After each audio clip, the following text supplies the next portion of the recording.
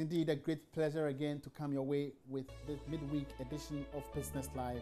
I'm Emmanuel Abuaji Biafe. Today in Business Live, ECOWAS to formulate a regional local content policy to help optimize local participation of citizens in the petroleum and mining industries of member countries.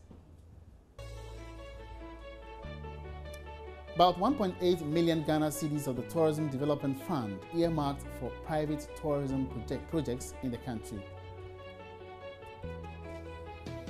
Plus, the Joy Business Van today heads to Osu to meet Dedo Azu, the entrepreneur behind the first ever tea bar in the country. These and other stories coming your way on today's program.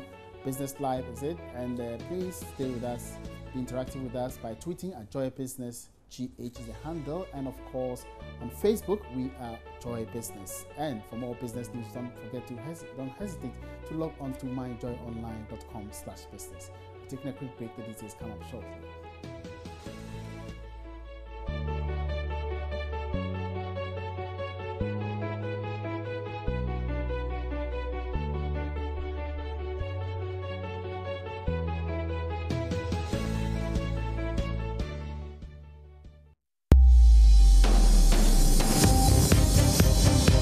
Business Live today is brought to you by GCB Bank.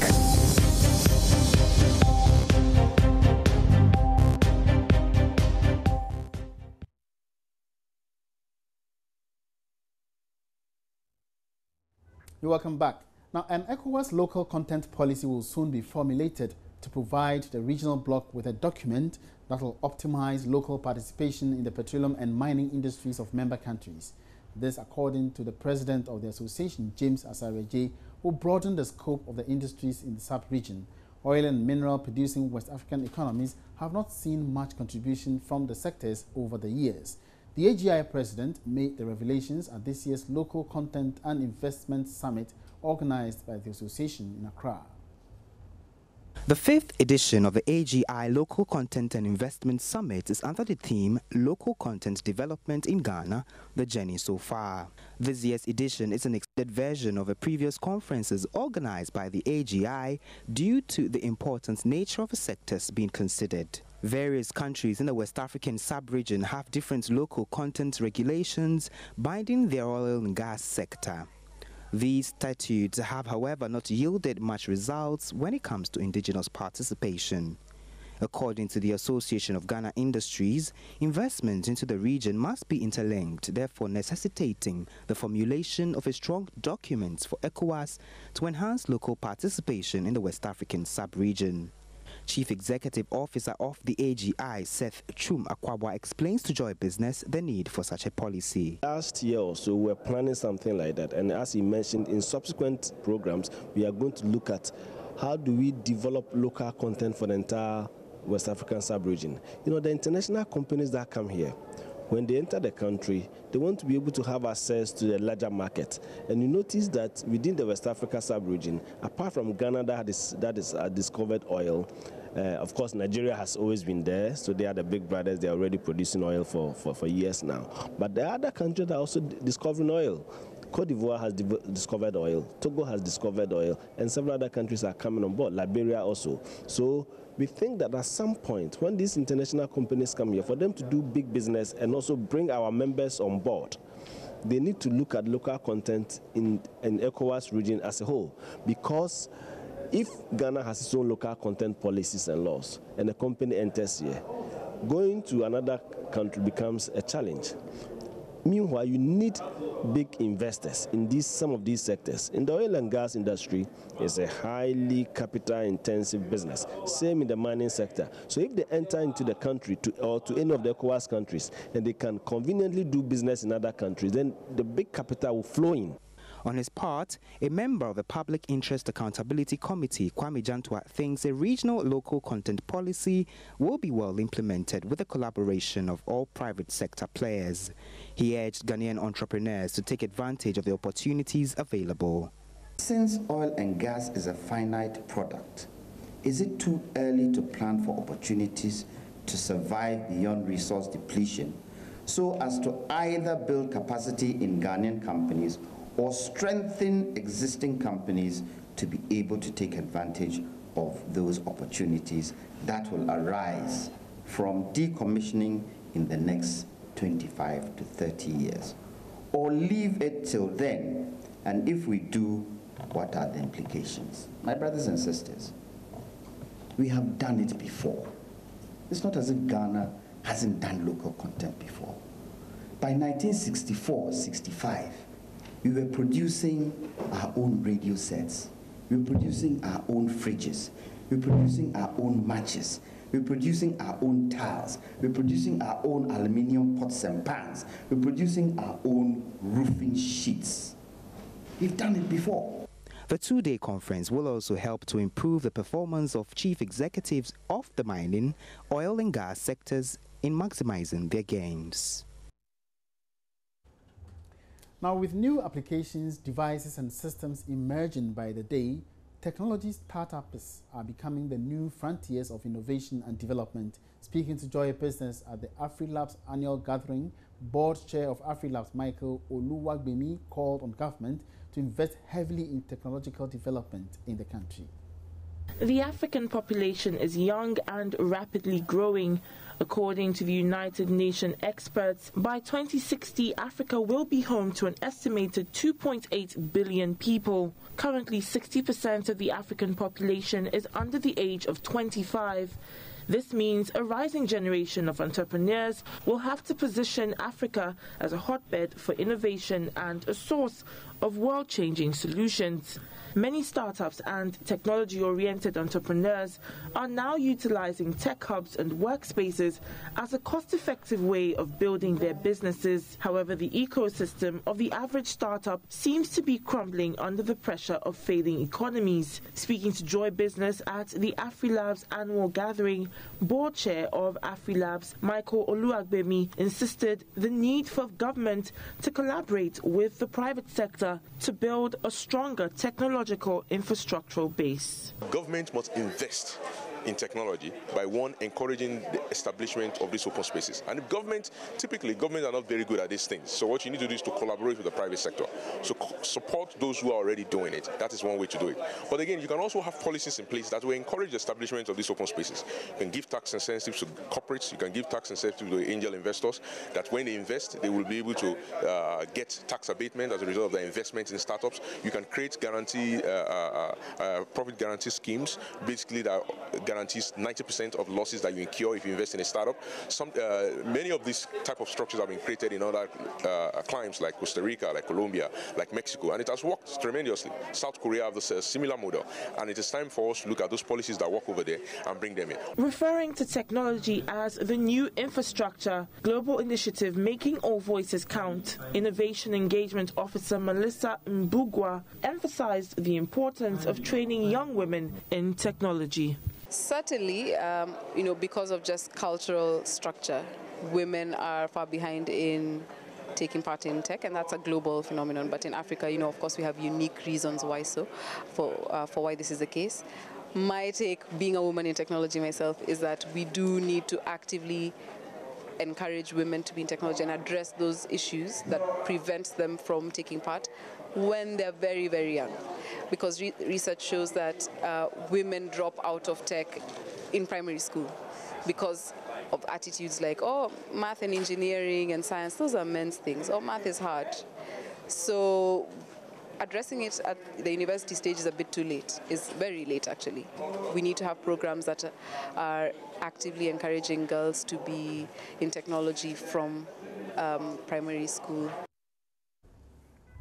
Operators in the tourism industry can now have something to smile about, as about 1.8 million Ghana cedis of the Tourism Development Fund has been earmarked for private tourism projects.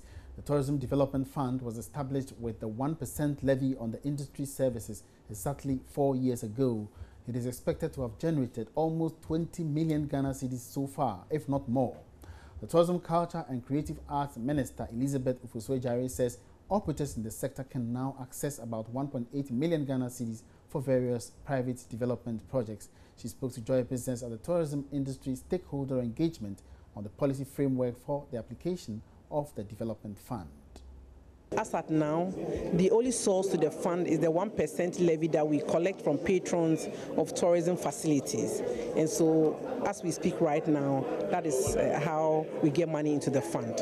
And out of that, government has authorized us to give 1.8 million Ghana cedis for the development and promotion of tourism. Particularly, this 1.8 million is going to the private sector in respect of tourism. So we are giving the money to them. They are now going to discuss the modalities by which a person can access funding from this 1.8 million cedis. Usually, if you leave it to the industry players, they are able to show you how the money can be disbursed nicely. It's an open forum. We want the disbursement to be as transparent as possible because we need tourism, culture and creative arts to grow, because we know that if we let tourism grow the way it is growing, more jobs will be secured, revenue will be generated, and we'll be able to redistribute wealth. Let's now go on the phone lines and speak with the administrator of the Tourism Development Fund, Abraham Tete, to get further clarification on how the fund would be disbursed. Good evening, welcome to Business Live, Abraham. Good evening, how are you? Now, tell me, how much exactly has the fund accrued so far? Yeah, so far we have raked in 26 million for the past 4 years. 26 million. Now, considering the extent to which tourism contributes to national development, don't you think the 1.8 million Ghana cedis for development of tourism projects will be inadequate? Yeah, I mean, the tourism fund was set up to, accelerate development of the industry. And the act that instituted the fund prescribed areas where the funds should be applied. And this includes infrastructure development of the tourism sector. 2, marketing and promotion of the tourism industry in Ghana. Okay. 3, education and training. 4, development of entrepreneurial business activities in the country, in the tourism sector, and then education and training. So management, the tourism, the board that oversees the management of the fund has a program and budgeted for each priority area for which we are going to use the money to execute the program. All right. And out of it, the portion that is allocated to the industry players is the quantum of the approved total budget to execute the entire programs, in order that we are able to give facelift to the industry. All right. Now, so how soon will the disbursement be made? Going to, that aspect of the 1.8 that has been authorized by the president, it isn't that is the element that is going to develop the sector. All right. But we have different areas that we are also allocating the money to, in order that we are able to stimulate accelerated development. All right. Now, Abraham, how soon will the disbursement be made, and what will be the process? In terms of the one that have been allocated to the industry players, yes, we are not able to impose the modalities on them, and therefore we have assembled them and then wanted to elicit ideas from them as to how we are able to disburse the fund. Unfortunately, yesterday when we met, we couldn't finalize the modalities, so we've left it with them to go and have meetings within their umbrella and come back with their suggestions, so that if their suggestions meet our expectations, immediately we shall start to disburse the funds to them. So what exactly do some of the beneficiaries need to know in order to access the fund? Yes, basically we are looking, what we'll be looking at could mean, one could mean whatever project or whatever they are going, the proposal they will be intending to access this fund should be tourism oriented, in order that whatever they are going to do is going to enhance their businesses. You know, you couldn't apply the money that will be disbursed to you in anywhere, you know, in terms of your business activity.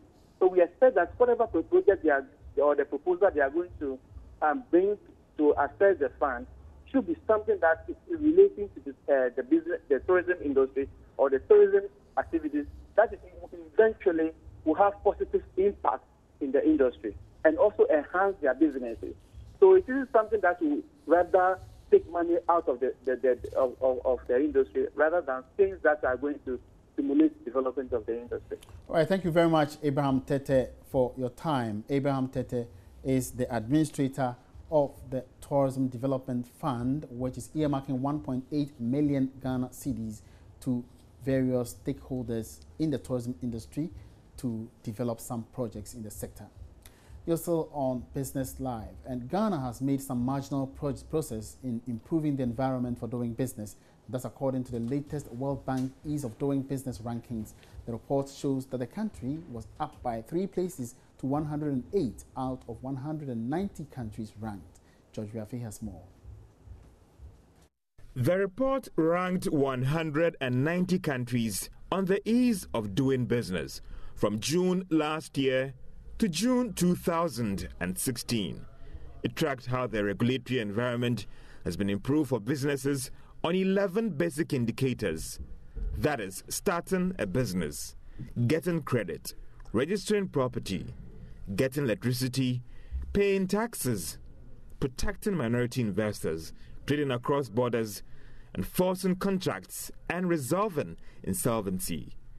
Ghana was given high marks in the area of trading across borders after going up by some 13 places, the biggest jump in a long while, to 167. The country also made some slight improvement in resolving insolvency and getting electricity for businesses. However, the rankings show that Ghana was not doing that well in helping firms start a business, dealing with construction permits, paying taxes, and getting access to credit. On the African continent, Ghana could be ranked as the 10th best place for doing business, coming after countries like Lesotho, Kenya, and Zambia. However, in West Africa, Ghana beat the biggest economy in the region, Nigeria, and its neighbor, Ivory Coast, as the best place for doing business. Mauritius came on top as the best place in Africa, followed by Rwanda. The rankings follow a similar report by the World Economic Forum Global Competitiveness Index, which saw Ghana go up by 5 places to 114 out of 138 countries ranked when it comes to the best place for doing business. The Association of Ghana Industries, in its Business Barometer report, also noted that the business environment has witnessed a marginal improvement. That was a Business Desk report by George Rafi. We're taking a short break here. Business Live will return shortly.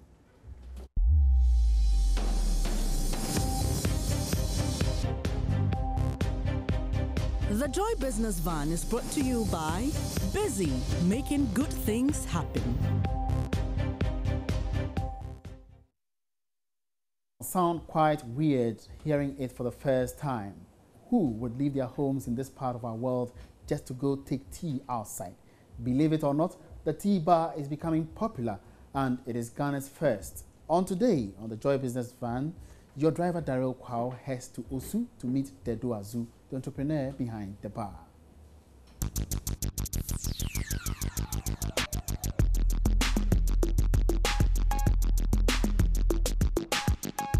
Hi Joy Business Van, my name is Dedo Azu, and I own this little fabulous space you see here. It's called Tea Bar, and all we serve are teas from all over the world. Dedo owns what is becoming one of Accra's favorite hangouts.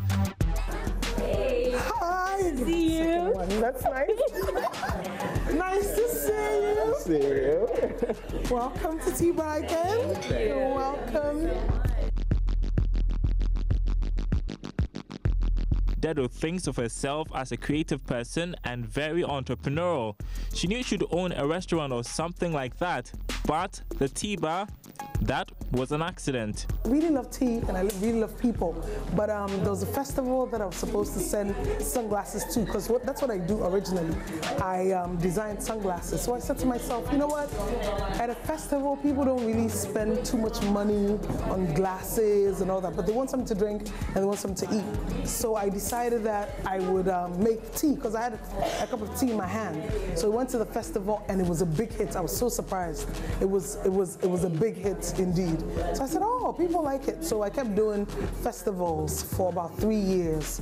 Festivals, little shows and all that. And then eventually I got this little space and I decided, why don't we start the first tea bar in Ghana? And that's what we did. That was 6 months ago, and now her little space has become a preferred place for people from all walks of life. But what's in the tea? The nice thing about tea bar is we source teas from all over the world. So we pick them up. We have teas from Egypt, we have teas from Ethiopia, America, France, China. So we collect teas from all over. And then depending on our mood, we make the tea. So sometimes when we feel very happy, we make things with strawberries and raspberries. And sometimes when it's a little cold outside or when it's a bit rainy, we make lemongrass and all that. So yeah, that's how it came about. Still beats me. Why tea? Why? Because you know what? People need an alternative. We're tired in Ghana. We're really tired of just going to the same places and having the same things, like drinking Coca-Cola, Fanta, or Sprite. And people are always asking, "Do you have anything else?" And even fruit juices don't cut it.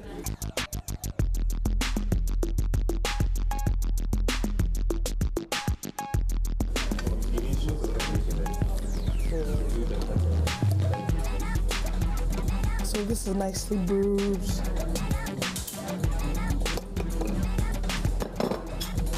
And then this beautiful made in Ghana lemongrass tea goes to the customer.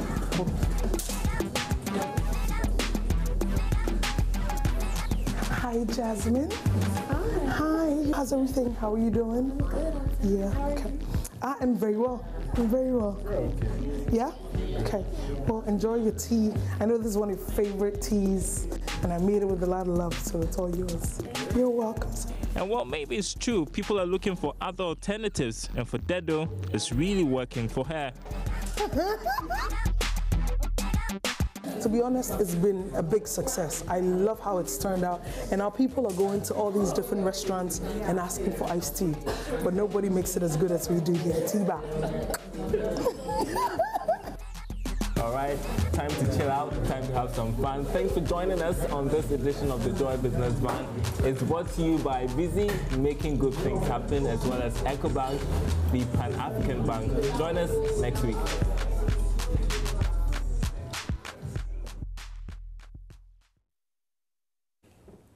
So you get a repeat of the tea bar experience tomorrow on the marketplace at 1 o'clock. Time now for the busy bits.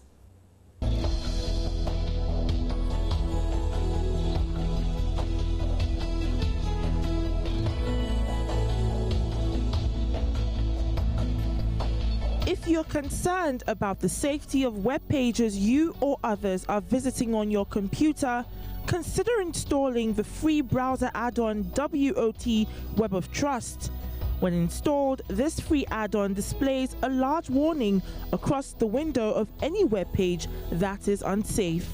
WOT also includes sites that have been poorly rated, are known to contain malware or adware, or have fraudulently charged visitors.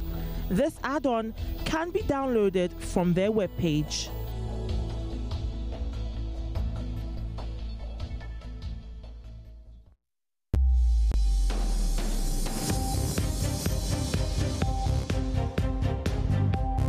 Is brought to you by EcoBank, the Pan-African Bank.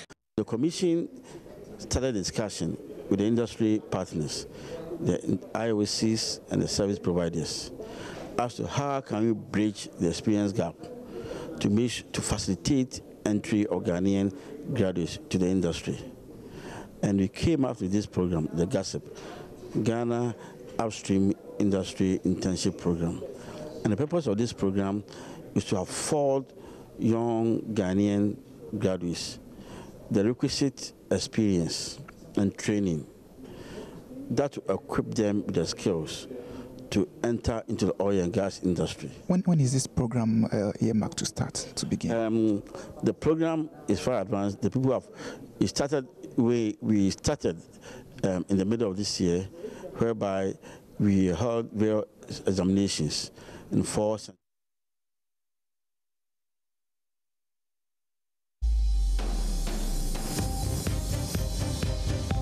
Interview of the day. And that wraps up the show for today. Thank you for your company, and we are on again tomorrow with another interesting package. My name is Emmanuel Apwachi. Good evening.